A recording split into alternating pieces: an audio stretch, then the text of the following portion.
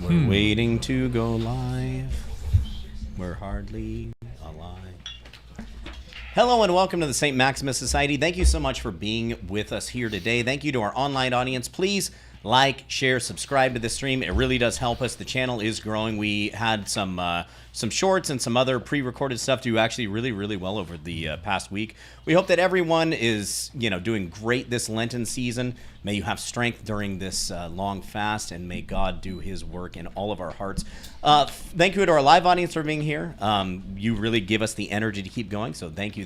Today we're going to talk about scientism. We're not going to talk about science. We're going to talk about scientism. Father Maximus, allow me just to set the stage here and have definition. So we've come up with the definition of scientism is the belief that the source of all possible knowledge is science, and therefore all possible human problems can be solved by science. What's the problem with that statement? I would just put my own gloss on that.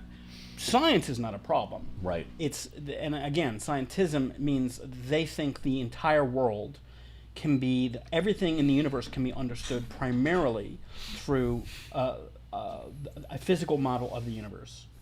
Right. So that's what they call science, which it's not really science. That's scientism itself. Science comes from Latin, means to know. It comes from an old Sanskrit word, which literally means to divide. Right. Like reason. So it's discernment in one sense. So I think we have to say that it's essentially, it's something like this. If you live in a house and you assume that all of reality is in that house and you cannot conceive of anything outside of the house, that's scientism, right? Because it ignores the invisible world, and it ignores for the most part, the universal experience of human beings, right, which say there is something outside the house. There is more than the physical world. We both read Wolfgang Smith, and he talks about what's called the bifurcation postulate, which means the only thing that exists is mathematical reality. Everything we see, everything we know, beauty, color, all these things are what's called secondary factors, secondary things. So it's essentially scientism is inverting reality. It is saying what we know, what we experience, love, truth, all these things are not real. The only thing that is real are formula. Right. The other issue is science is really a way of gathering data, and that data needs to be interpreted always to say what's next or what does this even mean. And fathers, this has been a real problem over the past 5 or 6 years. What does the data that scientists are gathering, what does it mean for how we should act as humans? If the greatest God or the greatest good is science itself, and that empirical data can solve all human problems, what is that? What do we do for our souls? Where is the hospital for our souls? What about the invisible world? And what about the problem of the interpretation of that data? Well, there is no explanation then for these moral quandaries that we have according to scientism. You can't get an ought from science. Yeah, you can't really observe morality. And the problem with data too is that two people looking at the same data might have different conclusions. Right. Father Maximus talked about mathematics. Science definitely heavily depends on mathematics. Sure. But regardless of what's happening, numbers are still numbers. Scientism needs something else in order to compare itself to it.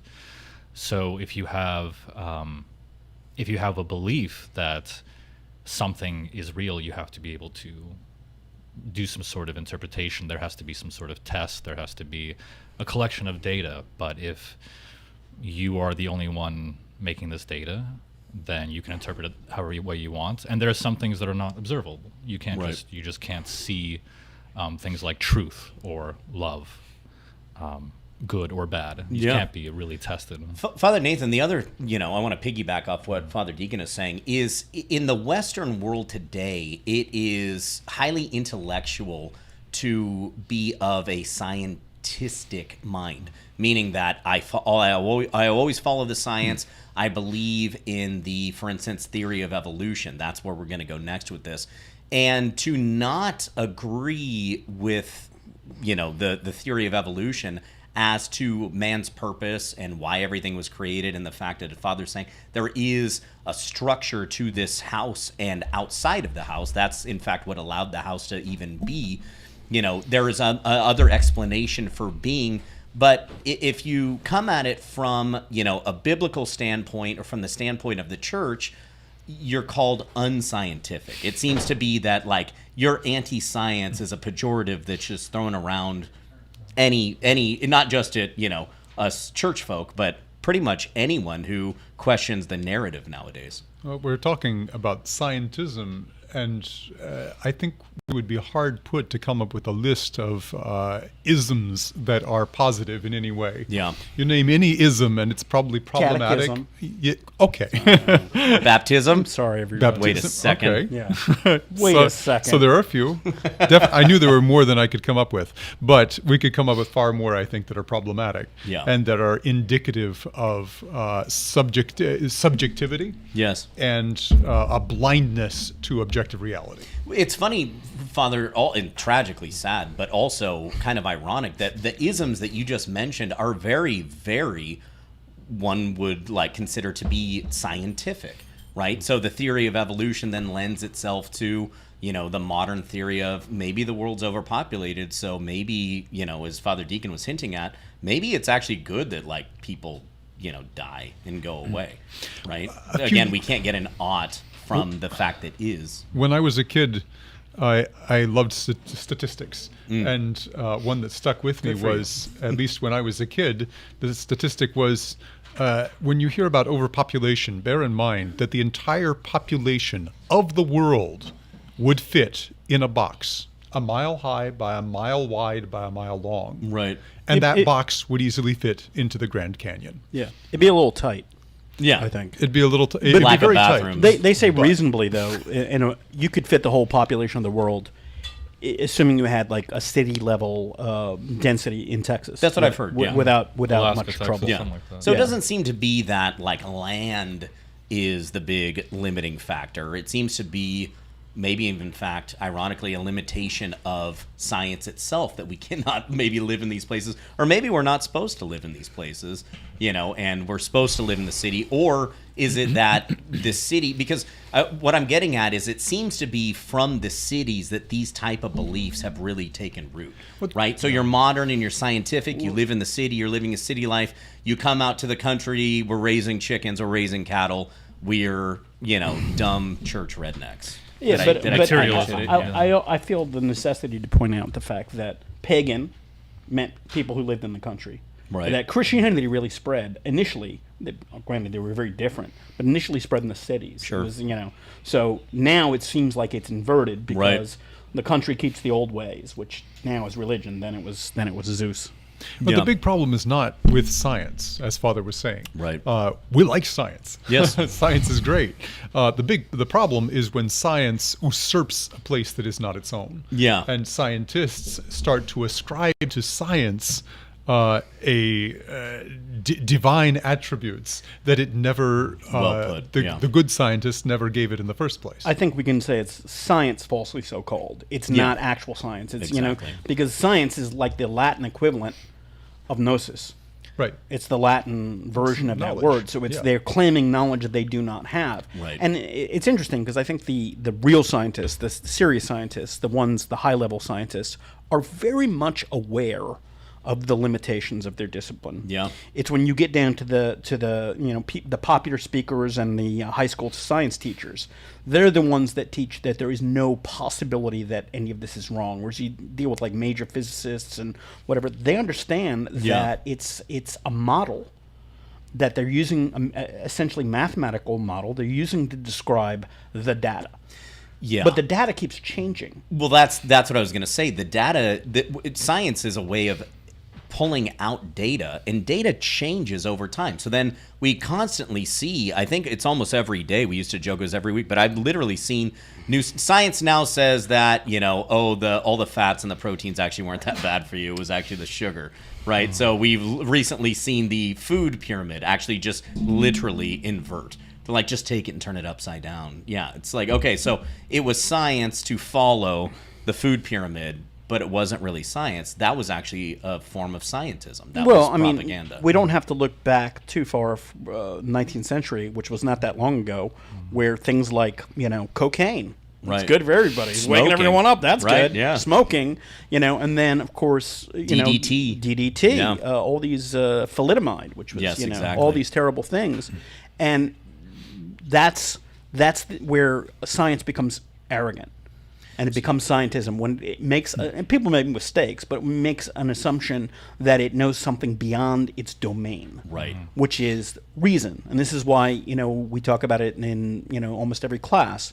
The understanding, the anthropology of a human being, his epistemology. We believe there is a noetic faculty, a noose, something that is higher. Yeah. So that's how we can connect with what is outside the house. They're saying the body and the reason are it. And we know reason without proper data to inform it is insanity. Like Right. literally. I mean, if you ever meet people who are mentally ill, they're often very rational. It's just they've made assumptions about reality that are false, right? So science without that continuous illumination as human beings from outside the house, it becomes destructive. Well, that's, I guess, one of the bigger problems to scientism itself. It can't study its own authority. Yeah, If exactly. scientism says that this is the reason and the explanation for all these things, it's difficult to then replicate that and actually study. Well, how is that scientism the grand authority? And Father Maximus makes a great point. I think before the 19th century, this wasn't really an issue. I think for many people, Exactly. that religion and science are different. No, people always knew that they were same. They were very similar. And Luke the evangelist, who wrote one of our Gospels in the book of Acts, was a doctor. He was a surgeon, right? So it's Yeah. not like he's anti-science. Yeah, and none of these people are. And I think we alluded to this, when mentioning the city, is that this idea of materialism that comes about really starts to engage with this, I guess we can call it de facto religion, scientism, and starts to make it an authority. Whereas we understand that that's not the case neither in any understanding of Christianity, but also as the understanding of a person. A person is much more than what they can produce. That's what science itself seems to lack, is a grounding for telos, a grounding for the purpose of man, a grounding for a justification of knowledge itself. Father, you mentioned that science itself and those that believe in, the small g little god of sciences, that is all the knowledge that we can have, lose the justification for how they know knowledge. If we take from what, Scripture has given us, from what the church teaches, we see in, Genesis 1:26, and God said, "Let us make man in our image, after our likeness, and let them have dominion over the fish of the sea, and over the fowl of the air, and over the cattle, and over all the earth, and over every creeping thing that creepeth upon the earth." Verse 27, so God created man in his own image. In the image of God created he him, male and female he created them.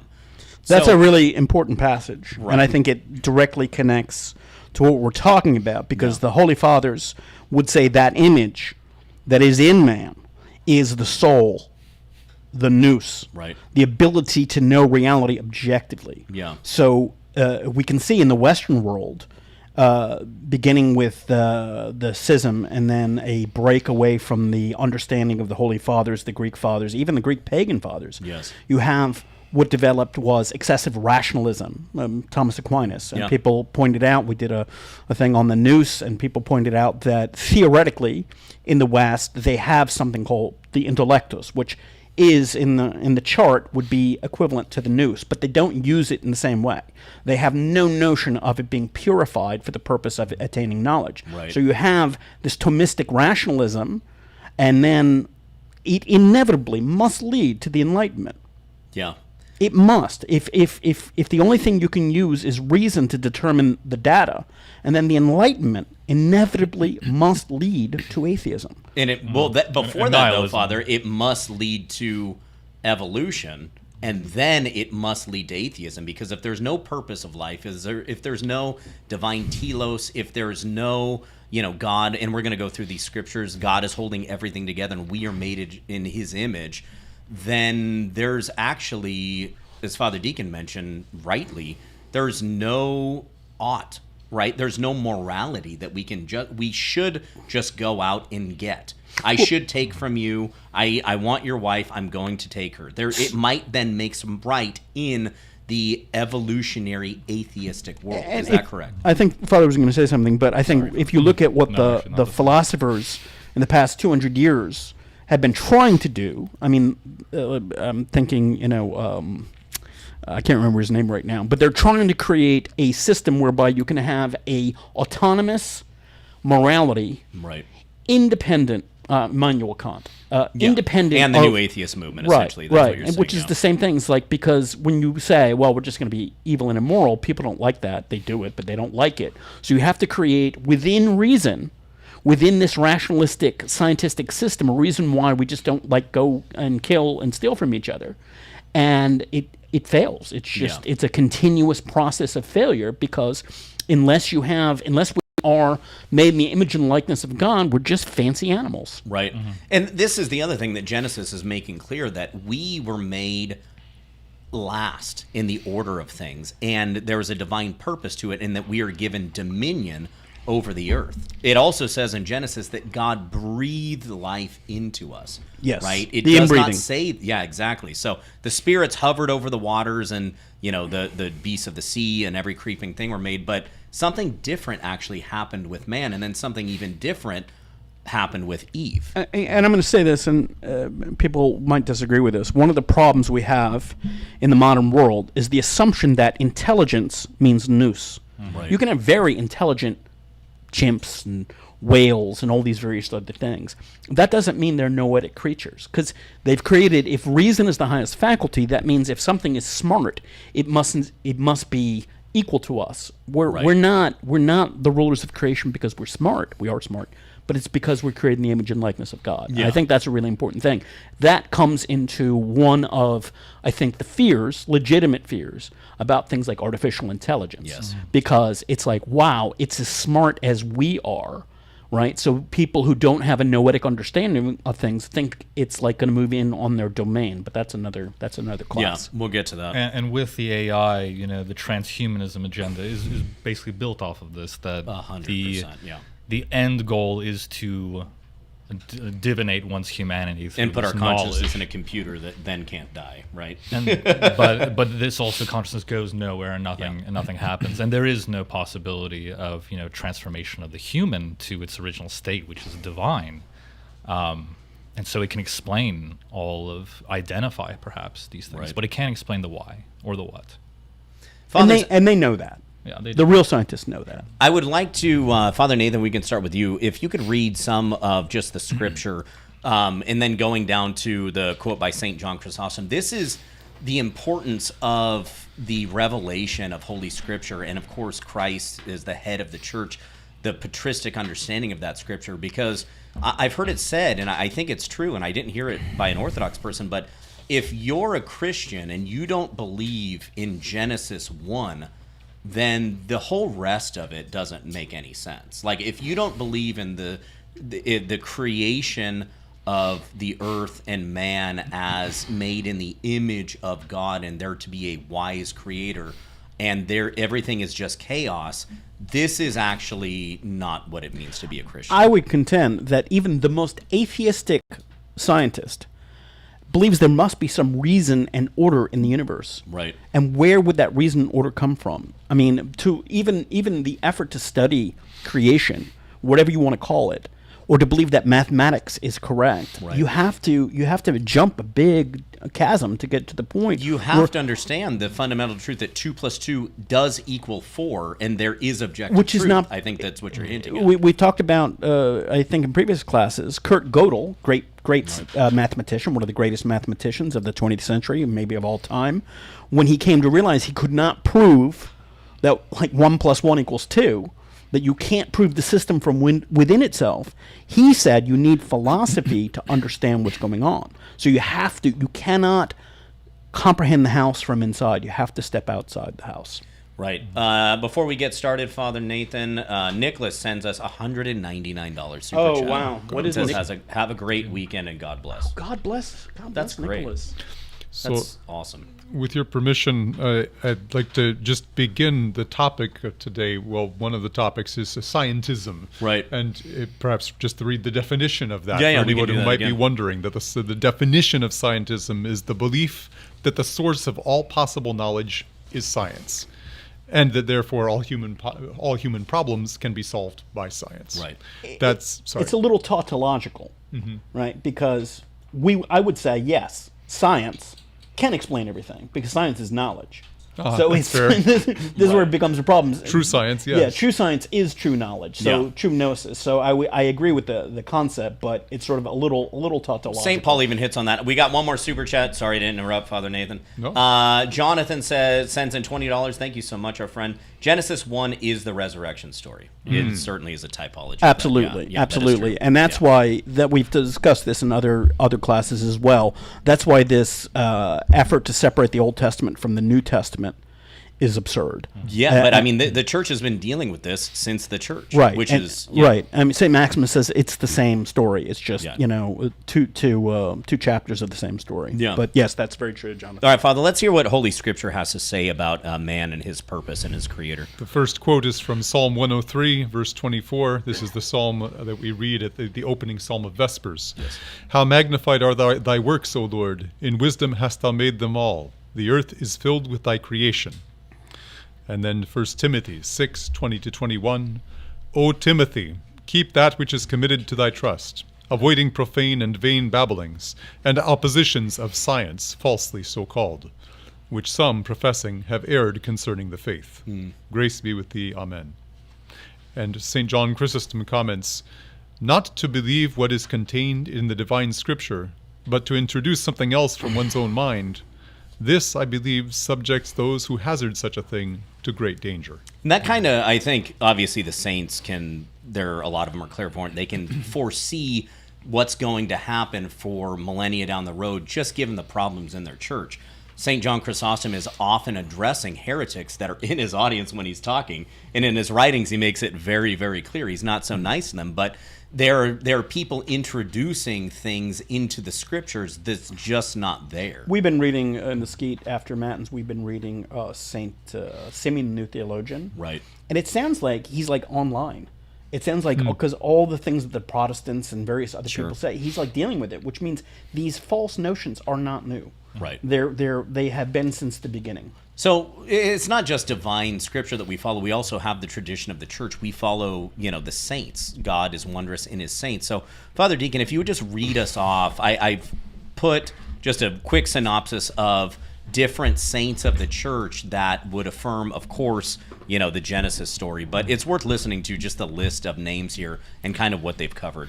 From St. John Chrysostom, not to believe what is contained in the divine scripture. Just read that. Yeah. Oh, sorry. St. Basil the Great. No glasses. Sorry, guys.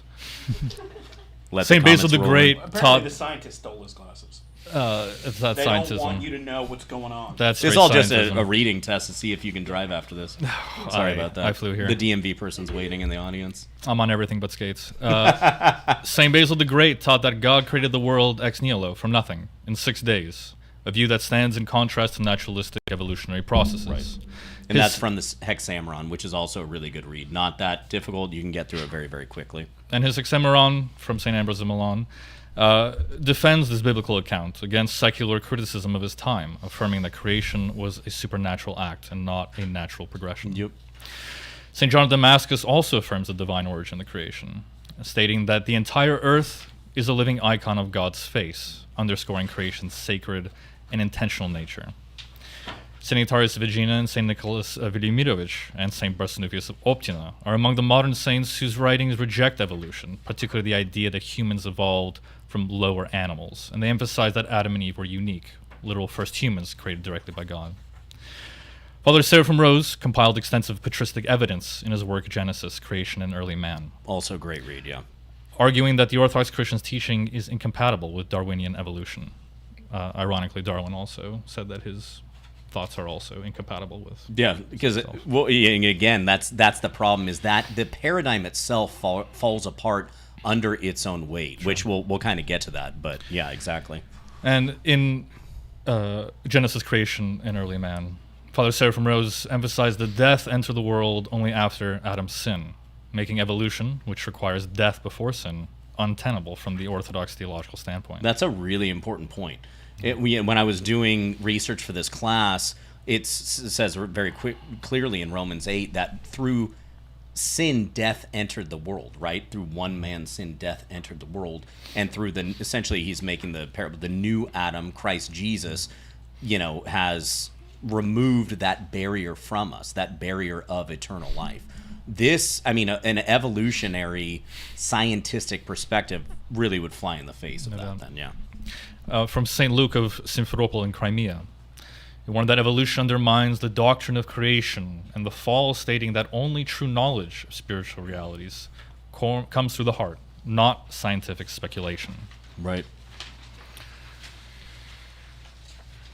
A recurring theme across these teachings is that the creation of man is not a product of natural processes, but a direct, miraculous act of God, and that death did not exist in the original creation. This makes theistic evolution and Darwinian evolution incompatible with Orthodox doctrine. And this is a really, really important point because, again, fathers, it seems to be not, although things may be changing a little bit, but if you go against certain, what would we say, worldly dogmas, evolution is definitely one of those dogmas, you're instantly cast as ignorant, unscientific, anti-science.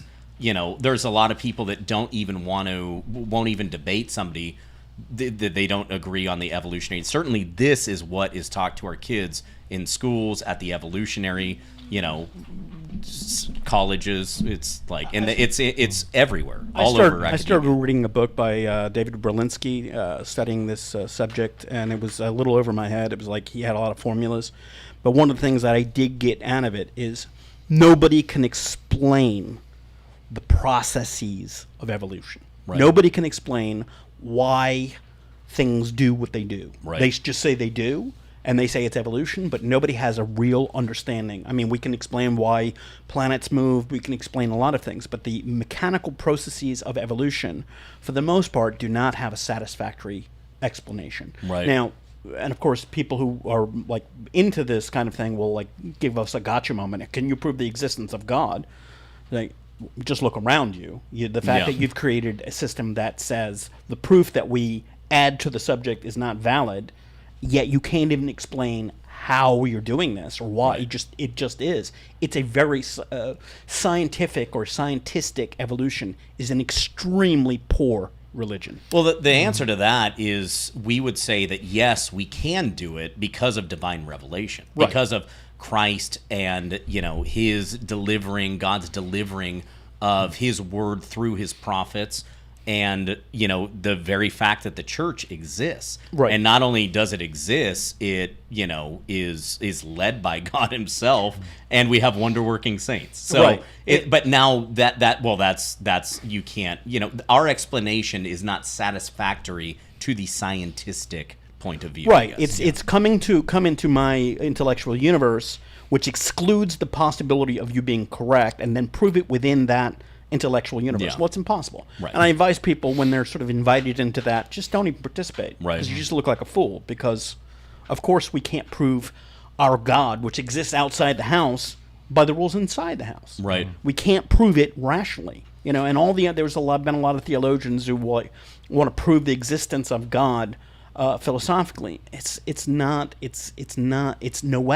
Well, that's exactly it. Is that these religious or theological arguments, from a scientism point of view, actually just become philosophical, presuppositions and claims without actually entering into a dialogue of theological matters, because there is no person, there is no God, and it needs something to bounce off itself. But the emotional charge that it creates is why it's almost impossible to actually even have these discussions. And this is why the understanding of the church that God, our God, is beyond being, is essential.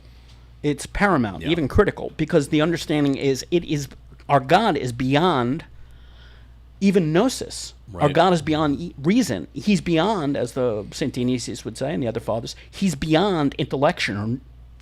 We cannot, what God is in himself is not knowable. Right. So then to try to get this God under the microscope is absurd.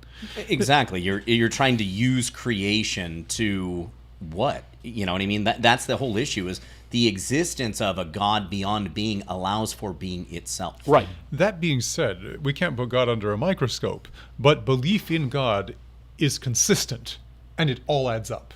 Yeah. Oh, You absolutely. cannot It's find not. any aspect of Christian faith that is inconsistent Right. with the Christian worldview. This is why and we're with all that we justified in observe making in these- creation. No, Exactly, absolutely, yeah. Father. And this is one of the great problems, intellectual problems that people have. There is reason in the middle. There is sub-reason, irrationality. And then above reason, there is super reason or noesis.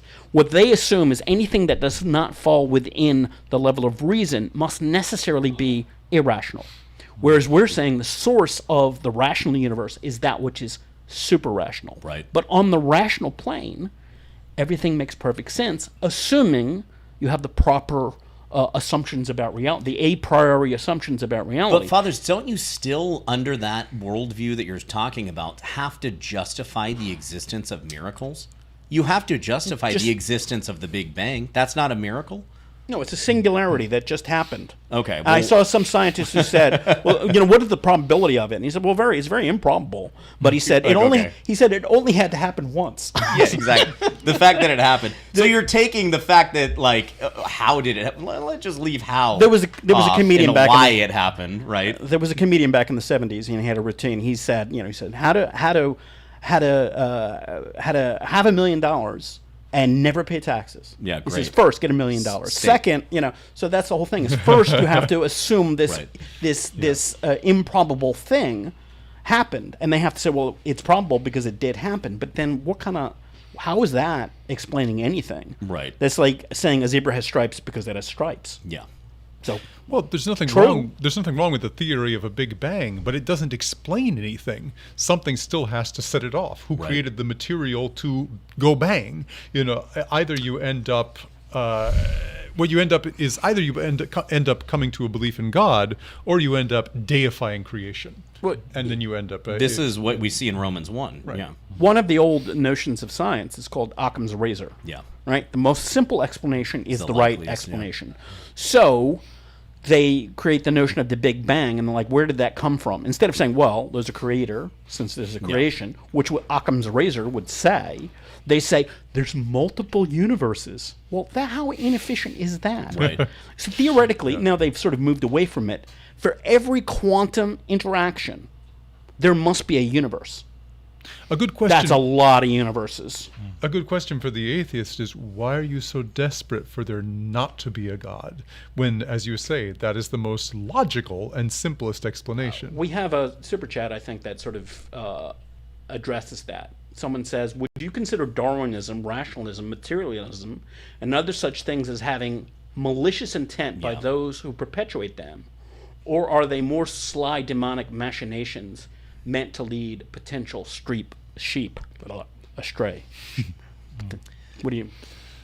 I mean, I kind of have researched, so I know the answer is a malicious one. I think it's Because both. it is both. When you look into the problem of telos or epistemology, you find out that Darwin actually had a belief that a creator God would not have made creation this way. He was trying to deal with the problem of evil. Like, this is a philosophical argument. This is something that we get all the time. If God, then why bad thing happen? And of course, from, as Father rightly pointed out, from a Christian Orthodox perspective, we can explain all of these things. I can Easily. explain the Big Bang.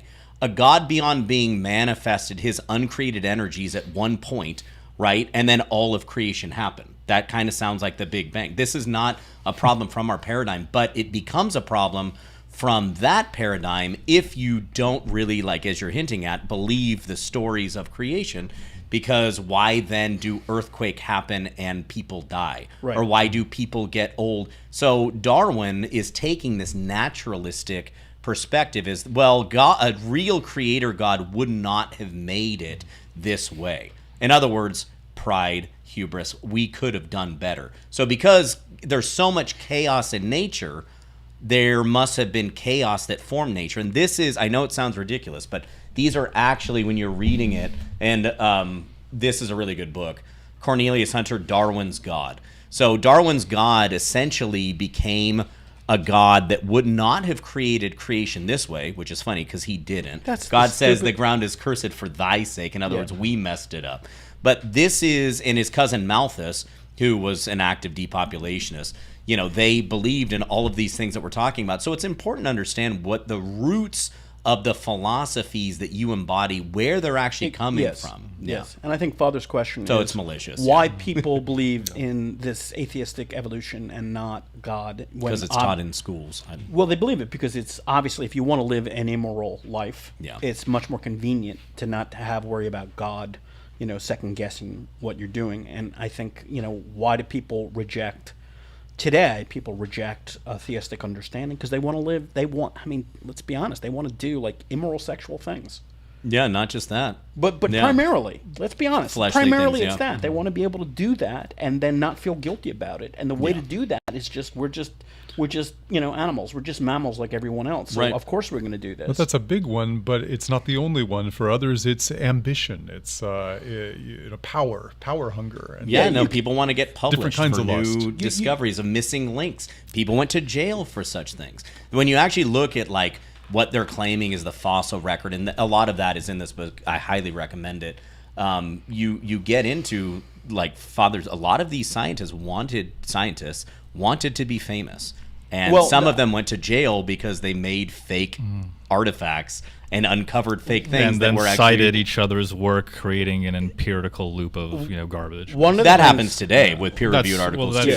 That's one of the things that Berlinski points out is that right as Darwin was doing his work, some other scientist who I don't remember his name, he was about to publish his work on evolution. Right. So Darwin quickly finished his because he wanted to be famous. Yeah. Right. And so he just got it out first. Other people were thinking in the same way because they had rejected God because their God made no sense. Their God was a rationalistic God. A rationalistic God makes no sense. You nailed it right there. And it's also worth noting that the original title of Darwin's work, his work included the title or the preservation of favored races. That's literally part of the. So if you look up, on the origin of species, the subtitle of that book, and you can Google it right now to our online, even live audience, you're more than welcome. Just please don't hog our Wi-Fi. But if you look at the original title of Darwin's work, the cover is actually the preservation of in the survival of, preserved races.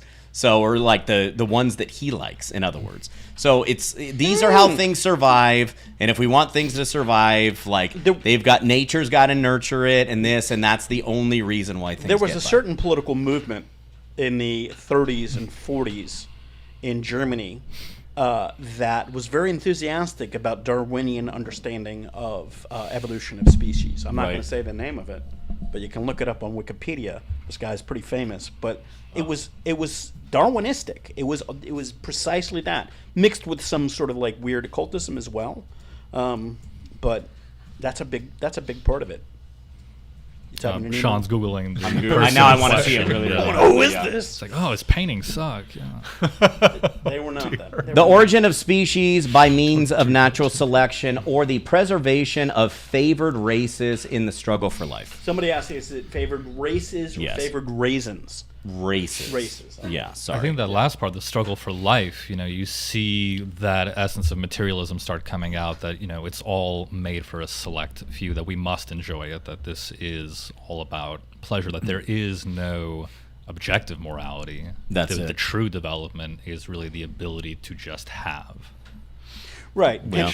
And I think, though, it's not primarily or solely about morality. Morality, and people in the world think that's it. If you're moral, then you're saved. There's a lot of moral people that... There's a lot of moral people that call themselves Christian. Right, and a lot of moral people that are objectively moral, but still, they lack an understanding of the truth. So it's not just the fact that evolution impairs morality. It also impairs the ability to acknowledge the creator of the universe. Ecclesiastes 717 sends in a super chat. Thank you so much. Are the 7 days of creation really 7 days?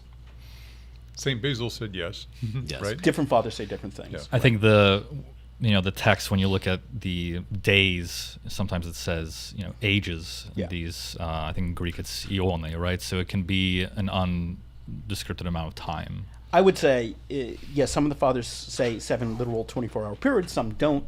I think, again, it's a question that it's not important. Right. Certainly God had the power to create the universe instantaneously, so it's not a question of what God can do. But if you're looking for what the saints said, St. John Chrysostom, St. Basil, right. like a lot of the church fathers, Right. the holy hierarchs, Right. they all agree. Because, because there's no reason why that's what That's it the says. divine revelation. That's Why what would we says. question it? Yeah, But that's but again, you can't build a religion around literal interpretation of the Old Testament. no, and certainly the church doesn't. Church doesn't subscribe do that either. That being said, to reject, in favor of, well, I think it was 7 eons, which are billions of years each, and then the problem is what we seem to have to do as Orthodox Christians is we are under the pressure to squeeze our worldview to fit their worldview, Right. Well, as opposed to the other way around. the other issue there is days. These are not days like our days. Right. These are not days like today. These are different. These are different. Not. People always want a literal numerical, as opposed Even to time. The fathers say time was different before the fall. time was different, and now Everything. even modern scientists Right. understand that time was different. They'll say at the beginning of the Big Bang, time operated in a different way Right. than it does now. So whatever the days are, it's understood these are qualitatively different from the days that we're dealing with now. Yeah, well, and nature itself was different before Right. the Everything fall. was different. Everything was Right. different, yeah. Right. So then Which again, actually, from our perspective, explains Darwin's problem with the creation. Right. That it's the fall and the fracture of man's sin that did this to creation. Berlinski points out, I think rightly, that the magic of the Darwinian system is vast amounts of time. That's what they need. Yes, Right. exactly. Because we can't even comprehend 100 years. So you just say it's like, well, this impossible thing that happened. Well, it sounds crazy, but it took 27 billion years. It's like, oh well, okay, that sounds right. Nobody's going to be around to prove them wrong. So it's that notion that's the magic. He says mathematically, Berlinski, who's both a mathematician and a biologist, he said it would take, according to their system, it would take longer than the time that the universe has existed for the whale to evolve. Exactly. They don't actually have enough time baked into their system, Right, which is a problem. They recently with the Webb telescope, now they're like, it's 13 billion, give or take 4 or 5 billion. Give or take. Give or take 4 or 5 billion. This is science. Right. You go to a doctor, and you use that level of science. No one's going to What's your accept blood it. pressure? It is Somewhere between 1 and 220 1,000. Yeah, 220 over 100, give or take like 40. Yeah, and that's the difference between life and death. So, Yeah. It's- Any it's live fine- audience questions? It's fine to play with these theories if that's where you're at as an atheist agnostic, but don't pretend it's science. Right. hey, one of the reasons for the class is we may at some point want to shift is the understanding that simply because modern scientism has erroneous assumptions, it is not permissible or advisable for Orthodox Christians to adopt irrational way of thinking or purely mythological way of thinking. Right. Because that's not what the fathers did. St. Basil, in his application of the Hexameron, they're really the understanding of scientific knowledge was not considered extraneous or irrelevant. It was considered inferior, but it was not considered something that we can just, since we reject the ivory tower scientism, that we can just say whatever we want. That's, I think, an important thing, because you have to accept the truth in whatever modality it exists. Right. And once you start creating like fantasies and fables about reality, then you are very much in the devil is the father of lies. Yeah, fathers, correct me if I'm wrong, but it seems to be that when I talk to a lot of the catechumens and stuff that are coming in from different backgrounds, that is the big proof of the church, is that we actually have an answer to existential questions.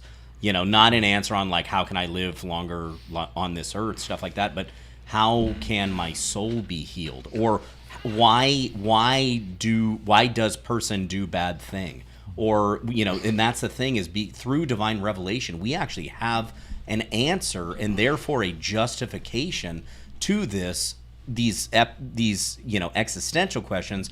And that is a huge proof of the church itself, the fact that we have these saints that manifest God's uncreated energy and themselves perform miracles, which is a testament to the accuracy of the scriptures. And not only that, there's archaeological findings all the time that are really giving proof to, for instance, the fossil record itself. And this is one thing this book covers very well, Darwin's God. There's no explanation in the scientistic or evolutionary perspective of like the Cambrian explosion, for instance. There's thousands and thousands of species that just all allegedly were created at one time. They're all in the same fossil level, or like this tree that is in the same fossil level, but it didn't come yet. Another big problem with it is, we know for a fact that there's a petrified forest after Mount St. Helen blew in 1980. They've carbon dated this forest, and it's carbon dating. Yeah, hundreds of Super thousands accurate. of years old, but we know that's not the case. Same thing, we have still B-2 bombers. We may be thawing them out in Greenland now that we're in war in the Middle East, but they were frozen B-52, after I think you mean. B-52. Yeah. Apologies, I saw the B-2 bomber Yeah. on a news headline today. It looks cool. It looks very strange. Yeah, I'm not for war, but. Anyway, I don't want to get caught up in that. Let's not get caught up in that. Another class. That was our last class, and it did well, and that's what's on everyone's minds. And I'm sure we'll get questions, but stick with us.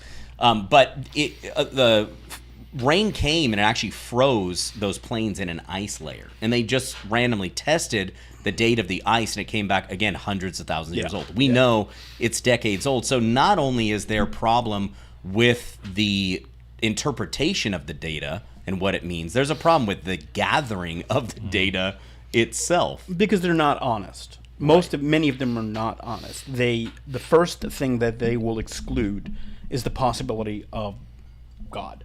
Yes, exactly. Right. So once you exclude that possibility, you have to come up with a system within the notion of the physical idea of the universe. That anything beyond that makes no sense, even though they know that doesn't work. Yeah. They know that doesn't work.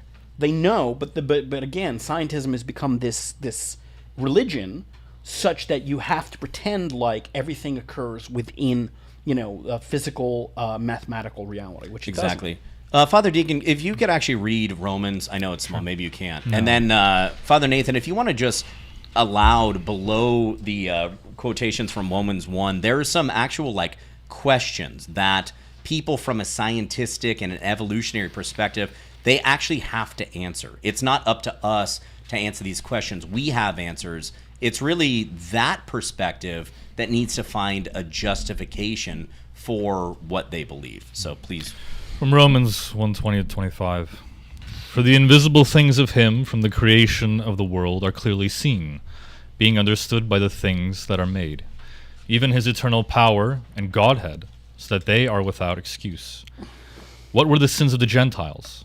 Because that when they knew God, they glorified him not as God, neither were thankful, but became vain in their imaginations, and their foolish heart was darkened.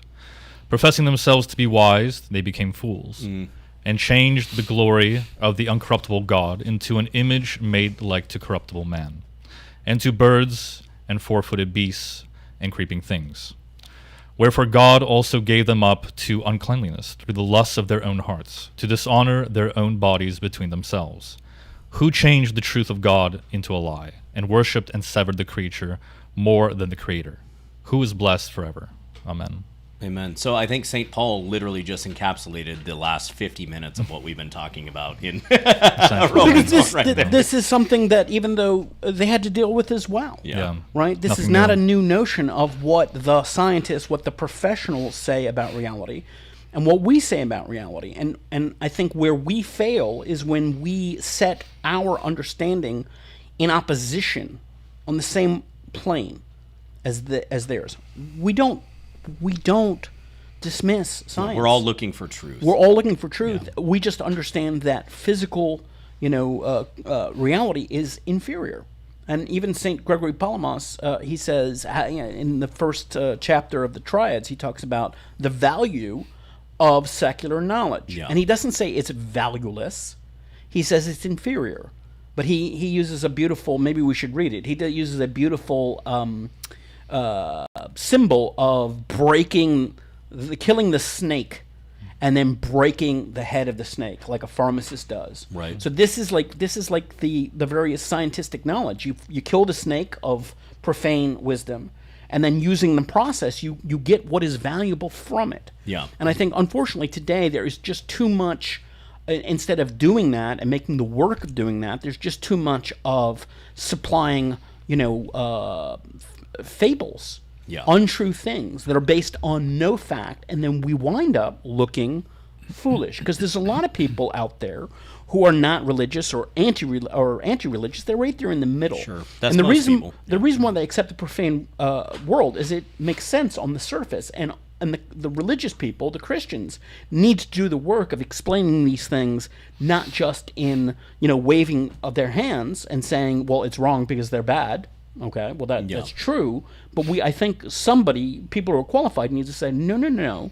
There are math and science and all these things are good, created by God, Right. for us to understand the universe, but they're inferior.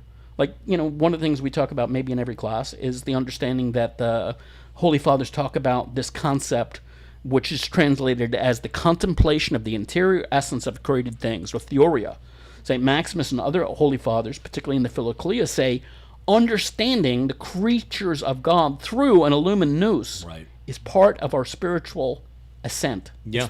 He says it's the first part, because otherwise you have a circumstance where the world is warring against you, and instead of just dredging up Protestant, notions about scientists are bad, which I'm not saying any of us are doing here, but we have to say, okay, maybe we need to stop being lazy and explain the universe in a way that makes sense on a rational level. Well, let's right now at least put some holes in the other paradigm. Let's label some internal critiques that I think not a lot of people have thought about. Certainly not a lot of students that are being, let's be honest, indoctrinated with this stuff as early as elementary school. All of us were. I know I was. Oh yeah, 100%. I mean, the Scopes trial, they wrote a book about it. I had to do an essay on Inherit the Wind, right? We still have to do that as much as I know. I homeschool my kids, but to this day, write an essay about how the church people are kind of dumb and backwoods. And I remember, it's that was one of the most uncomfortable essays I ever had to write as a kid. I remember being a little kid. Because I wanted an A. We were learning evolution, right? And I went back and talked to my dad about it. And I was like, explain this to me. And he was a very gifted artist, and he drew a tricycle, and then a bicycle, and then a motorcycle, and then a car, and whatever. He says, what does this prove? And he says, does it mean the tricycle turned into the car, or it means they were made by the same?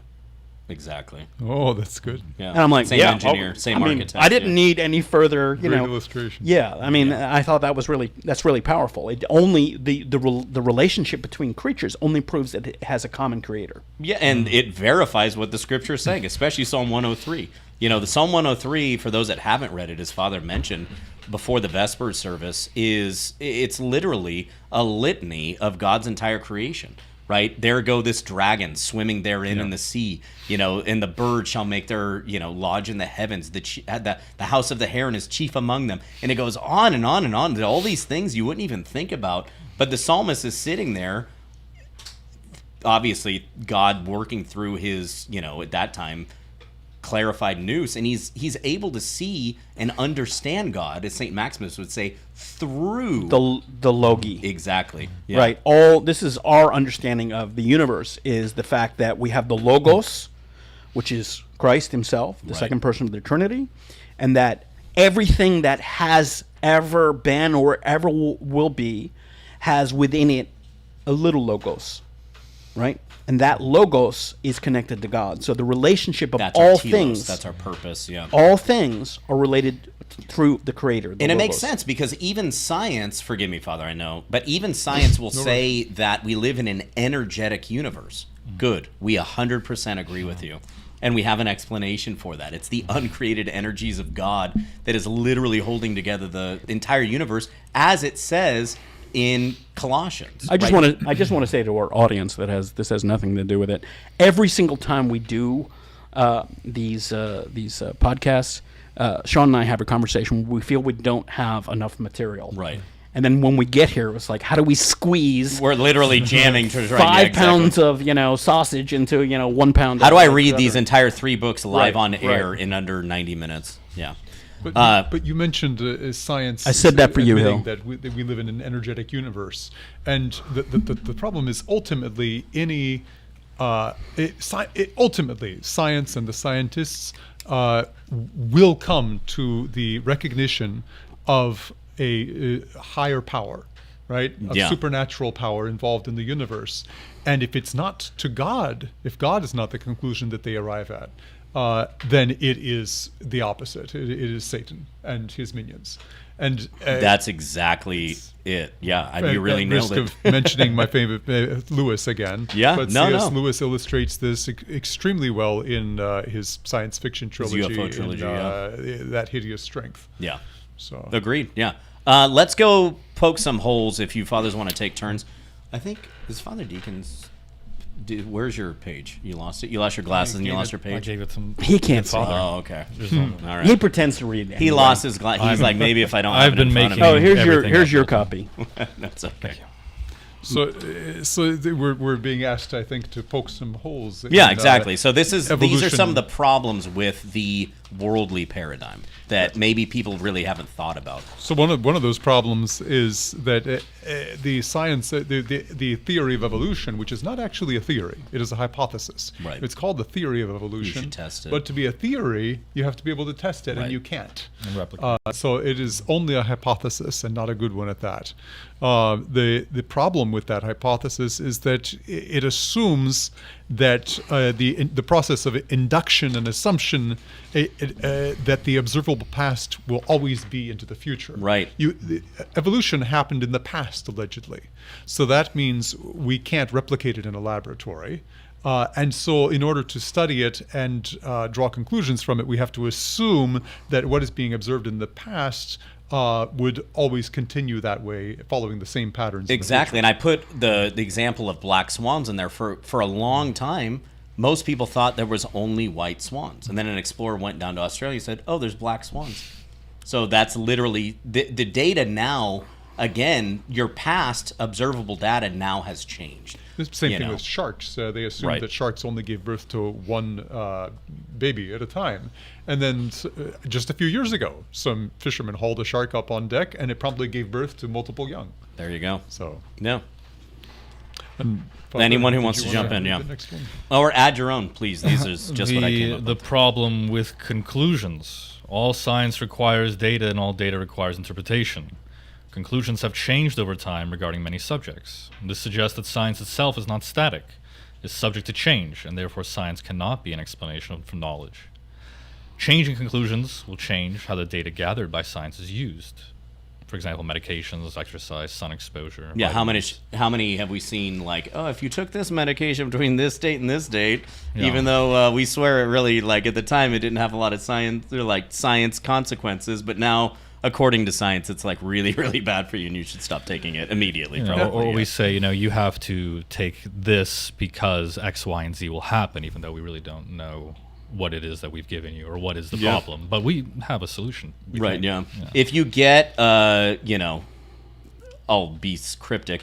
If you get a disease when you're older that's only passed through the transmission of needles or other inappropriate activity, then maybe if you do that, we'll give you this thing right when you're born. Like as soon as you're born, we'll give you this just in case, like, you get caught in a bar down in Mexico and you're not drinking clean water. But like, who knows what it's going to do to your immune system? It's totally fine. And the thing is, debunking is a whole lot of fun. Yeah. But that's not what we're doing here. No.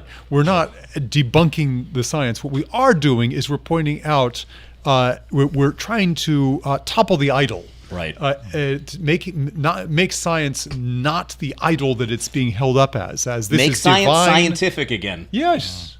There exactly. You go. I want a hat. I want a hat. My daughter got a Cricut printer. She can make us a hat. Make science science again. I'll buy one. All right.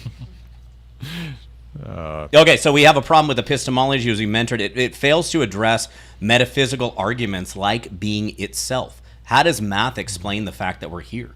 How does math explain the laws of math? How does gravity explain the existence of gravity? Right? The existence of scientific laws, and what, especially, and this is a really big one, what's the purpose? Scientism itself, through the evolutionary lens, destroys the truth of our telos, of our purpose. If we come from goo and we're just meat sacks, then what is the point of any of this? Let's just go out and drink and eat and be merry and have fun. As it says in the scriptures. One of the things we think we're being very advanced when we say that objects obey the law of gravity. Right. Right. The laws of physics. Famous 20th century philosopher C.S. Lewis said that's equally idiotic as to say that some other poetic way of describing that. The idea that an object is obeying a law. How does it obey a law? What are these laws? It's just who gave the laws. We have deduced based on human observation how things generally happen. Right. And this is even the notion, even the scientists now know that we can't say in absolute certainty how science works. They'll say there's a high probability. Yeah. Right? There's a non-zero probability of us falling through, by their principles, it's like falling through the earth to the other side. Right. It just doesn't happen much. So I think that's where the understanding is, even in their system, it can't be deterministic because things happen that don't ordinarily happen. Right. The sky darkened when Christ was crucified. Right. The sun just stood in the sky for 3 days because Joshua prayed for it because he needed it for battle. And there's historical records of that. And that's what I mean. That is the history. Real science is actually proving the Orthodox position. Well, this is, most of us operate in a mental universe that is essentially deistic. Yeah. Right. We think God created the universe, he made these rules, and he's off doing something else, I guess. But he's not. This is the man upstairs theology, right? St. Maximus says he created and continues to create. Right. Right. He is keeping the universe in existence. And I don't want to be fantastical, but let's be it. People say, when we were talking about sharks and various other things, that we thought that they only gave birth once, and then now they're doing. Maybe they only did then, and they do something different now. Yeah. Because God has no responsibility to let us know what he does. Right. That's another thing. His ways are higher than our ways. His ways are higher than ours. And again, the real scientists are discovering some of their assumptions about the constants of the universe are changing. There's a notion that... The speed of light is one of them. Right. They're saying... Maybe light didn't travel like it did back during creation, and now they're starting to understand, no, actually, it definitely didn't travel the same. Yeah, exactly. Einstein said that you cannot exceed the speed of light under any circumstance. That's essentially the one constant in the universe. Right. But then we're but then this happened. It's now they say, it can, but it can't pass information. Well, who said it was supposed to pass information? Right. There's a concept known as quantum entanglement. Yeah. This is something that is very, very counterintuitive. If you have two quarks or whatever particles, they're in love with each other, and they're entangled, and they have whatever changes they have, the other one will do the same thing, and you can put them a million, billion, trillion miles away, and they're still entangled.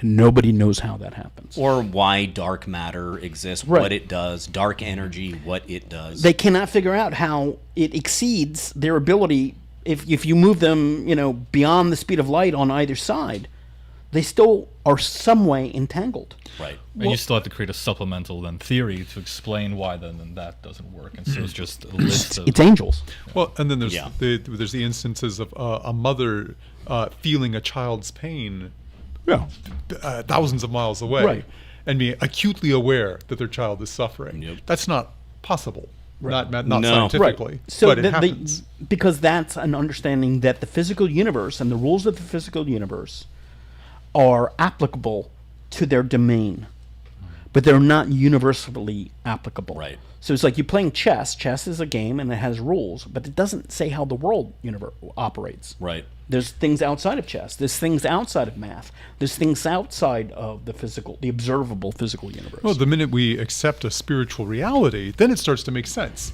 That's what I'm that saying, the mother yeah. would feel the child's pain at a distance, or that twins would marry and meet people who are almost identical, although they grew up separately. Things like that. Yeah. Because even fungi, we start studying fungi and the mushrooms and the kind of network by which they're interrelated underneath Yeah. the ground that we never even suspected existed. Yeah, there's an until intelligence recent there. years. William O2 says, Metropolitan Theophatos says that Orthodox Christians should learn about quantum physics for the sake of evangelizing scientists.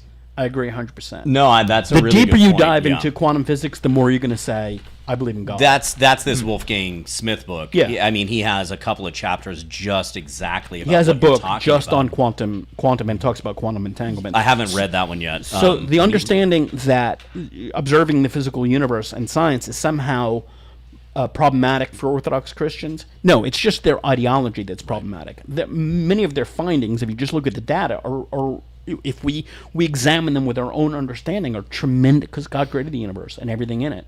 So everything is on our side, ultimately. Yeah. Fathers, one of you want to address the problem of evil? Yeah, the problem of evil. In Orthodoxy, we understand that evil is a deprivation of the good of God. Darwin was trying to solve the problem of natural evil, because his underlying belief was that God would not have made creation in the way we experience it.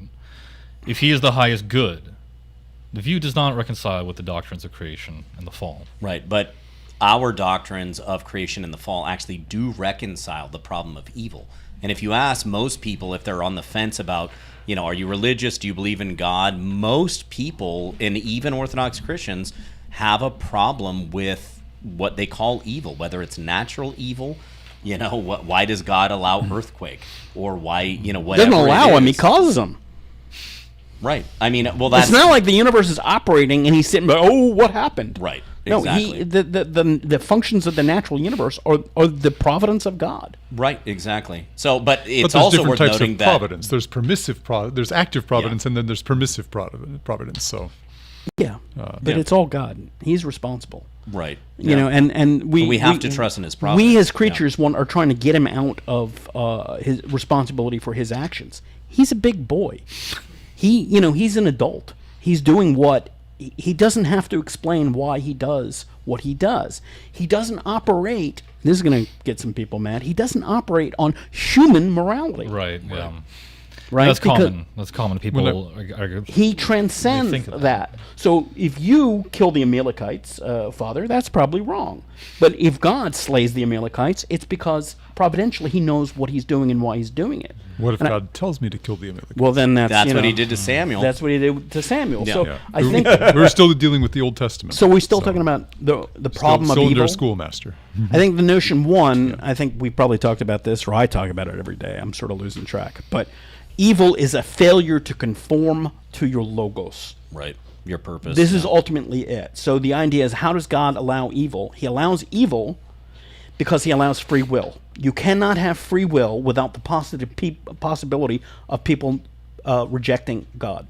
When I was in seminary, there was a young girl who was killed in a car crash, and we seminarians read the Psalter over her, and one who had known her was particularly distraught, and he said, "I cannot accept the possibility that a loving God allowed this to happen." He says, "Such a God I could never believe in." And this is exactly the error that we run into Right. among those who claim to dictate to God what he can and cannot do, what is okay and what is not. what Right. is good and what is not. Exactly. I think that's the understanding, is somehow people look at death and think, oh, that's terrible. How could God allow that? Every single one of us, God's going to kill all of us. He's going to kill me. We're all going there. Our life will come to an end. So the idea, Some of us will help out in that right? process. The idea that God determines the providential This is getting circumstance, and sometimes people suffer not because of them, but because of other people. That's the case of the martyrs, where they're suffering. I mean, half the people are bearing names of people who died horrible, Yeah. terrible deaths. right, from the worldly perspective. But we understand those deaths were transcendent because we believe something exists beyond mere physicality. Well, if we didn't, we need to give up and do something else. They even call them glory bears or passion bears. Yep. Yeah. That's the problem. Problem arises when we decide that death is the ultimate evil. That death, I mean, any intelligent person knows that death is not the worst thing that can happen to you. There are far worse things than death. Anybody knows that. And yet, so much of popular film and literature presents it as if death were the worst possible thing that can happen to a person. Yeah, but it a happens God to who allows everybody. death to happen is a bad God, an evil God. And this is my problem with the Hunger Games, which I cracked open and started reading a few pages, and it's like, Uh-oh, Father. this doesn't add up, because this girl is fighting the Hunger Games against other young people around her and justifying her actions because she's got to survive, right? So survival of the fittest. I'll do whatever I have to survive, because death is the worst thing that could happen to me, worse than taking other lives. So that doesn't quite add up. In that situation, to be fair, though, if she had not volunteered, it would have been her younger sister. So she was actually taking the part. But of the your author deliberately creates that type of a situation. Do you Yeah. want the trolley to hit one person or 5 people? This is the domain of philosophy that you're hitting on a door here that scientism cannot properly explain. It can't explain Why the consciousness. Exactly. And that's a philosophical problem the philosophy also struggles with. Yeah. Or is it better to, when you're driving, the classic problem, like, do I drive my car into the pole because I have to avoid this group of nuns that's walking across the street, even though my family's with me? Like, there's no the other nuns are options probably here. better, in a better circumstance to being prepared Thank for you, death. Father. I'll remember you said that. Yeah. Your Honor, We'll both be. We'll both be. I'm not saying if I monks, take I'm your saying advice, nuns. we'll both be having to justify why we Clarify. thought that. But yeah. Yeah, I mean, we've already talked about the problem with the evolutionary timeline. Their narrative needs more time than they actually claim. It's going to take many, many billions and billions and billions of years for, a dolphin to become a human or whatever it and is. why hasn't anything cool happened since? And how comes there's still monkeys? How come there How are come no... how come monkeys are still around? Here's what I can't figure out. The How monkeys. come there are no, birds with, half a wing Where's Yeah. the centaurs? Right. Where's not- that? after the camera goes off? I'll Okay. tell Oh, no. you. St. Anthony saw one in the desert. No. Well, I mean, he saw a lot in the desert. Yeah. Is the centaur here with us now, Father? I Is it in this Can I neither am not confirm at nor deny liberty the to presence of say. a centaur here tonight. I'm not at liberty to say. But to clarify, the problem is not just with the timeline. No. I'm here. I'm getting into something that I don't see here on the list. But there's a bigger problem than the timeline. It doesn't matter how many billions of years you give evolution to happen. One species cannot evolve into another. Okay. I have that right on the next page. Yeah, I'm gonna exactly. be the So devil's that's the advocate. problem with the discovery of DNA. What do we do with the theistic evolutionists? Well, this They is say this that- is what we're running into. You're talking about ecumenism.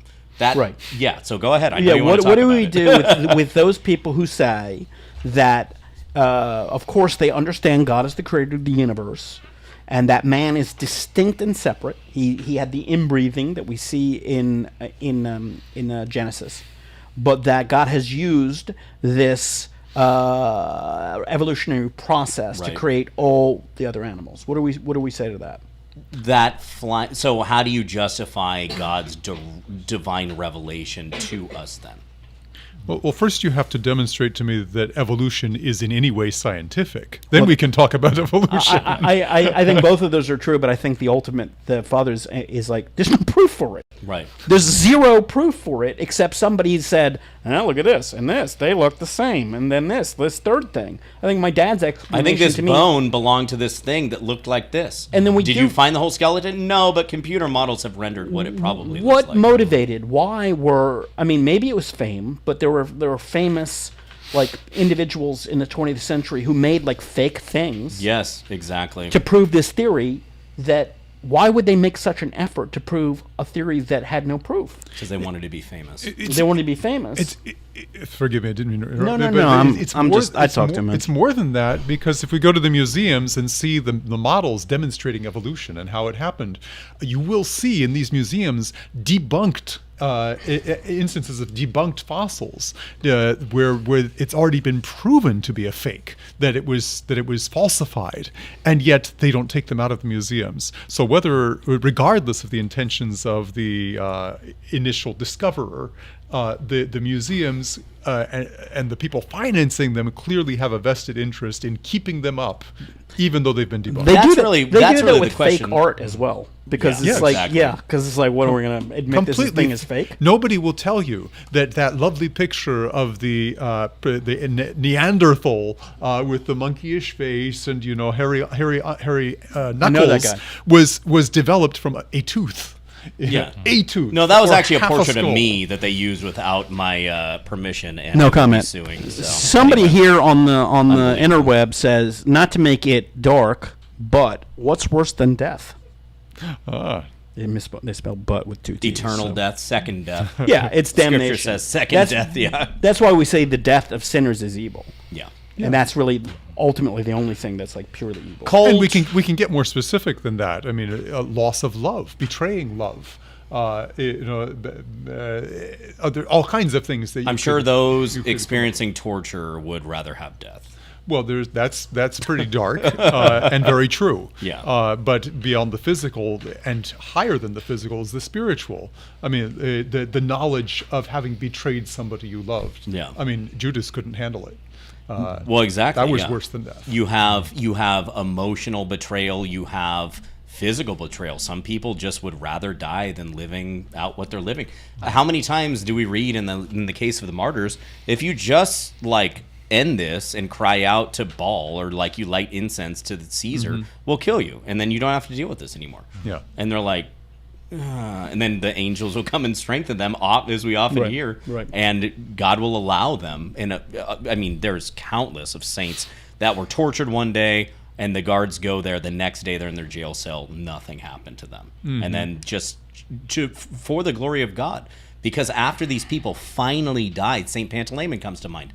How many people become Christians and are in the ark of salvation, the church, the Orthodox Church, because these people knew that death is not the worst thing, right? That they actually embraced it. But in this religion of scientism, the scientists have become the priests. Yeah. And their solution and their spiritual food for you is to just survive. They even wear things like this. It's weird, right? It's like priests in lab coats almost. It's very strange. They have their own. The devil has his own traditions And his own and his own priests. priests. and his Yeah. own priests. I want to get to a super chat, fathers. With the material, Colton sends us another super chat. Thank you, Colton. So nice. With the materialist mindset being very anti-family, anti-natalist, yeah. What do you think about all the culture? What do you think about the cultural landscape in the U.S. in the next 30, 40, or 50 years? Thank you for all these classes. They've been greatly edifying. Well, and What to- does the U.S. look like in 20, 30, 40 years? I don't know. I mean, we can speculate. If the trend, if the trend continues, it's going to be pretty bad. But Yeah. one of the things we realize that even though the overall trend always continues, it's like this: within the general downward movement of human civilization, morally, psychologically, there are upswings and downswings, and God made it that way because if He decided not to give us ability to project or predict the future. So maybe it'll get worse. There's a lot of factors out there that if they continue are going to be real challenges for humanity, but who knows? Right. George, let's have some of the online questions. Live audience, any questions tonight regarding this topic or anything? We know there's some catechumens out there. No? Do we have any catechumens with us tonight? Doesn't look Yeah. like it. Well, All right. we had some catechumens, but they Baptized think Orthodox they Christians. left. Oh, no, What we have questions one do you have? catechumen. Yeah. No. All right. There he is. One of them. Do we have a live one? audience question? No. Right. If at any time you do, just raise your hand real high so I can see you, and I will get right to it. So, let's see. George, we got those questions coming? A lot of them were sent with the super chats. Okay, got it. Orthodox ethos. What is that? What does that mean? It's channel. Father Peter Here's channel. Yeah. And he's doing World War III and prophecies There you of go. Armageddon. He's probably going to get more hits than us. That's the way it goes. Yeah. What are you watching? You better- All right. Not a lot of questions tonight. Fathers, do you have anything else to add? Jonathan sent in a super chat. Again? And he said, talk more about how the death Oh, of sinners- talk more about how the death of sinners is evil. But he only sent in $2, so I don't know. Yeah, no, you get a you can send in appreciate all $2, you your get a $2 answer. Hey, the widow's two mites. Come on, Yeah. fathers. So the death of sinners is evil. Oh my goodness! Isn't it kind of self-explanatory? There was as I was growing up, maybe you fathers have seen this. There was a placard that was popular in Orthodox churches showing the life of a righteous man yes. and the life of a sinner. Classic. Yeah. And it depicted scenes all the way around the life of the righteous man and parallel scenes around the life of the sinner from childhood to old age and ultimately his deathbed. And it depicted the life of the righteous man as being one of self-sacrifice and honor and hard work, and how at the end of his life he gives his soul into God's hands, surrounded by his loved ones who mourn his passing. And then there's the death of the sinner, the life of the sinner who spends his life robbing birds' nests and Beating his wife and being kids, a getting drunkard, drunk and, exactly, and ultimately nobody's sorry to see him go. His death is lonely one, escorted by demons into the depths of hell and not into the hands of the righteous. Yeah, And we understand that the evil is this absence of good, and so when one is already no longer able to live, one can no longer repent, one can no longer go into the good or be partaking of the good. And so that is the ultimate evil, is that distance between God is infinitely wide and can no longer come closer together. St. Maximus says that the apokatastasis, the final restoration of all things, is that sinners come to an awareness of the grace that they have lost. Right. Which sounds infinitely worse than somebody sticking a poker at you. It's a type of hell. It is hell. Yeah, It's an exactly. awareness of the grace that because of your sins and your failure to actualize your telos, you've deprived yourself of the great benefit, the greatest of all benefits. So that is why the death of sinners is evil, I think. What does the church say about, we've covered this before, using icons depicting God the Father and God the Son together? we have talked about that. Yeah, you can't depict God the Father because he's undepictable. So if they do it, it's a pious mistake. Right. Or we can walk backwards and cover their nakedness and say it's an image of the Ancient of Days. And we do have an audience question. Yeah. Live audience question. So from my understanding, which might be wrong, when Christ first died and was resurrected, he, obviously took I can't word this. So I understood that when he died, and Mhm. he helped the people in hell, or there was a chance for salvation. With the second coming, is it said to be the same thing? So the death of Christ, we see in 1 Peter that he goes down into Hades and preaches the gospel, right? So he preaches the gospel. What happens at that time, fathers? So I think the question was contrasting that first descent into Hades with the second coming and what will be accomplished then. Because yes, exactly. But some people may not know what happened. Christ's descent into. You don't see this in any other branch of Christianity at all. Is Christ's triumph? It's in the over it's in the Hades. Apostles' Creed, Right. but nobody believes anything anymore. But he descended into hell. It Right, actually yeah. mentions that. So. And that's one of the resurrection icons. I was pointing this out to It's in our church. a catechumen who's present today in the chapel the other day, that we have two different resurrection icons. Christ emerging from the tomb, Right. and then another which is called, also titled the Harrowing of Hades, yeah. which is Christ in Hades extending the hand to Adam and Eve and raising them up from the graves, raising them up out of Hades and leading them back into paradise, and not them alone, but all the righteous of all ages past. So So that's what's happening on Saturday. And then on Sunday, right, Christ is resurrected. Resurrected He's in the seen body. by his apostles and multitude of others. And then he is, at the ascension, rides up into heaven on a cloud and sits at the right hand of the Father. What's going to happen when Christ comes again? So this was reopening the Christ's resurrection, reopened the gates of paradise, and now death has no dominion over us. The paradise is accessible to us when we die. Right. And now at the second coming, Christ will defeat the devil utterly, will overthrow him completely, and will and then will come the judgment. That's the I correct me if I'm wrong, fathers. That's the finale of Christ's second Eschatological coming. finale, yeah. Is the last and final judgment, not just of those here living, but of all the men who have lived in all ages, including Adam and Eve, and from up to the present day. Yes. So that's the meaning of Christ's second coming. Will hell be non-existent if he defeats Satan? Hell will exist. Remember the parable of the Last Judgment, the parable of the sheep and the goats that's read on the Sunday of the Last Judgment, just before Great Lent begins, where Christ says to the sinners, to those who have not taken care of their neighbor, he says, "Depart from me into everlasting fire, prepared for the devil and his angels." So hell was not created for men. Right. Hell was not a place that the God ever intended men to go.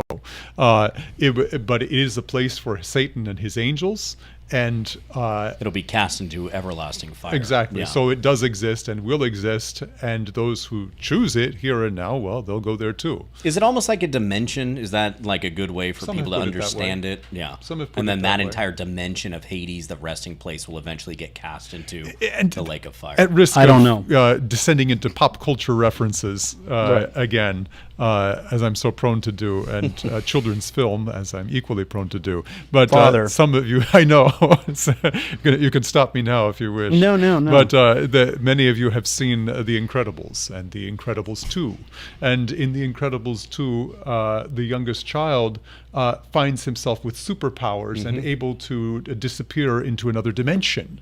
But and yet he's still in contact with this dimension. Right. And it's not a bad depiction of the aerial realm and the dimension in which angels and demons exist and are able to interact with this dimension, but we, by God's grace, are shielded from it. Right. So Yeah. I think St. dimension Porphyrius is not a says bad- that something similar, that it's through the dimension of the ether that the saints and the angels are able to hear us. Of course, God is always able to hear us, especially if he's dwelling in us. But I don't disagree with any of that, but I would simply say it's one thing is abundantly clear from the dogmatic teachings of the church is they don't really give us a lot of details. right, just prepare for it. About most of it is just do everything in this life to avoid hell, and hell is bad, and so we should do everything to avoid it. Sort of, there is a modern, I think, tendency to focus on like the particularities of it, and I just do everything you can to not go there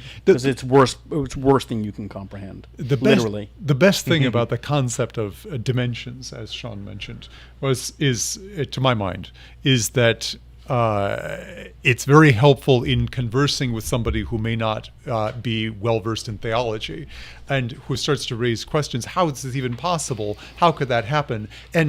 And yet they have no trouble accepting the Spider-Verse or multiple dimensions in science fiction. That all makes perfect sense. Exactly. Well, then why wouldn't these other realities in theology add up? Right, and the only thing is, it's like those dimensions in science fiction, etc., are the eternalization and prolongation of a purely rational universe, whereas our encounter with eternity and with God exceeds rational understanding. Very much so. So, the efforts to describe heaven with like angels and little babies flying around, that's a nice sort of poetic understanding of it, but and even if we look at the New Jerusalem, its description is symbolic. That's not to say it's not real. It's more real than that. So also the depictions of hell are symbolic because it falls below reason, right? It's a heavy, dark, destructive, irrational place. The best probably description is like a black hole. That's probably the most accurate symbol of hell than anything else. A void. A void, a crushing, Yeah. destructive, dark place. Can each panel member, and I think we'll end with this unless we have more live audience questions. Thank you so much for being here. If you haven't done so, please like the stream, share it, subscribe it. A really lively chat today, even though we didn't talk about any modern or news items or anything like that. These are eternal questions. These are questions that have been facing humanity forever. War is always there. What's going on in the Corruption's world? always there. What's going on in the world? We're giving you the tools to deal with your soul. Yeah. And what's going on in the world, whether it's peace or prosperity or war and hell, it doesn't matter. Right. The solution is the same. It's not like there's a special war liturgy. We pray for peace. We do that. And so, well, you need to pray for peace. Every single great litany. For the peace from above and for the salvation of our souls. The peace from above. You can't get it within the rational plane. It has to come from God. I'm sorry. All Go good ahead. things come from The coffee's above, from kicking the in Father there. of lights. Yeah. Can each panel member, last question, give me one thing they enjoy about Lent, and what is a good mindset to have during this period? Father Maximus, we'll start with you. Good. Lent is, I think we did a thing on Lent. The mindset is I think we talked about here is remember death. I mean, there is a sense, even though Lent is a bright and joyous time in many ways, the reason we wear dark vestments, the reason we wear purple vestments, the reason we do things in darkness is a reminder that this life is not eternal, and we have to do things in this life to prepare us for the next. So fasting, which people, see as a pain in the rump, which, on one level it can be, it's a reminder that ultimately, if we're actually Christians, we desire something more than meat and drink and clothing and these things. And this is a very soft way of reminding us of that, because no one's holding a gun to your head. Nobody's enforcing this, right? There's a story when we read later in Lent, we'll read the life of Saint Mary of Egypt. And in the monastery that Zosima was in, they left and they went out and they did the fast themselves, and their consciences were the judge of their own fast. And that's ultimately the same thing here. I want to say a quick thank you before I go to you, Father Nathan, to Jonathan, Ecclesiastes, Colton, who else sent one? Nicholas, for all your super chats. We've been getting a significant amount of revenue that's really helping out. Glory to from the God. streams. Yeah, Glory to God. Exactly. So, and live audience, thank you for all the food you bring and the energy you give us. And I would say this, though, there's some really good questions here. People asking particular resources, and I know don't we lose some of these questions? So anyone who wants some of this information after after it's over, post it in the comments on the permanent thing, and because somebody wanted resources on it is quantum tough to physics, moderate etc. comments right now, being like it's Lent. We have a lot going on. Wolfgang Smith, Cosmos and Transcendence is one book. Obviously, I brought Hexameron by St. Basil the Great, and Darwin's God, The Evolution and the Problem of Evil by Cornelius Hunter. If you really want to know the holes in the evolutionary paradigm perspective, this is a really good starter book. It's not the only one out there, but I would for also a first recommend read, books by David Berlinski. Yeah. He has The Devil's Delusion, Atheists, and in addition to being very scientifically heavy, he's incredibly amusing as well. So it's a fun read. Father, what do you like about Lent? The divine services. I love the Lenten services. They're beautiful, the unusual Lenten melodies, and the texts of the services are, they really they raise your spirits, honestly. Yeah. And they provide a whole spectrum of how to view Lent, depending on what you need to hear. And they speak to different people in different ways. And what I'm finding in particular, what I always find particularly encouraging, because I'm not very repentant, is the depictions of Lent. We talked about this. Depictions of Lent as the contest and as the arena. Arena of the virtues has been opened, we hear in the Triodian. Let he who would struggle for the prize lawfully now enter. You can hear the bugles. It's amazing. And so, this year, what my eyes have been particularly open to is the fact that it needs to be the only way the Olympian can perform at the Olympics is if this what he's been doing all year. Yeah. And then the Olympics themselves are the time to shine. Same thing with Great Lent. We need to be living the light of asceticism and of self-restraint all year. And then the Olympics, Great Lent, is where we show what we've accomplished, not where we start learning. Yeah. Father Deacon.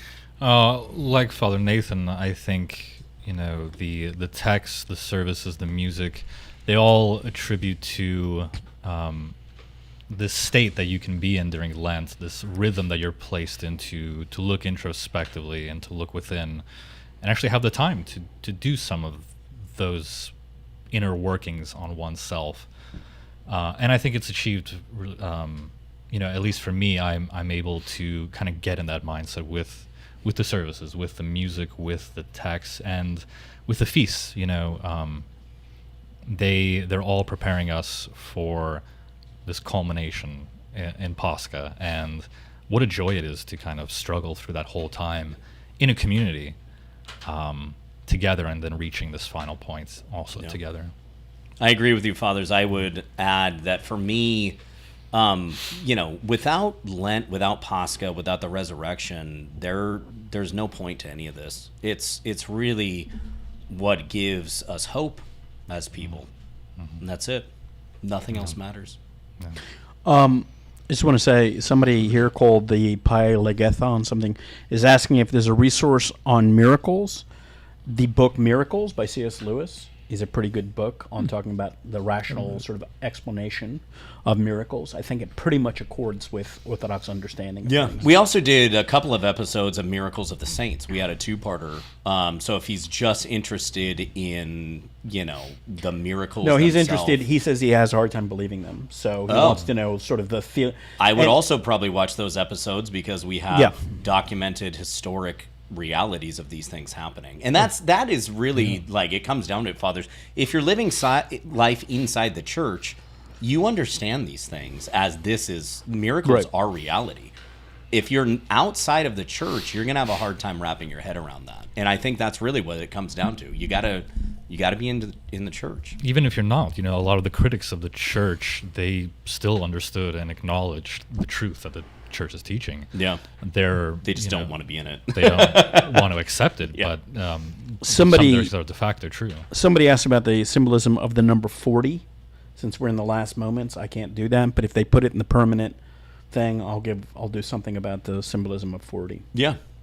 Another class just on recurring symbols of Holy Scripture might be useful. Yeah, and symbolism in general. That's a little eggheady, but it's that's the language we speak. It's right up the St. Maximus Society purview, our wheelhouse. So, Fathers, thank you so much for this class. It's good to have everyone back on the panel. I know that Lent is a busy time for all of us, so thank you so much for sacrificing and being here to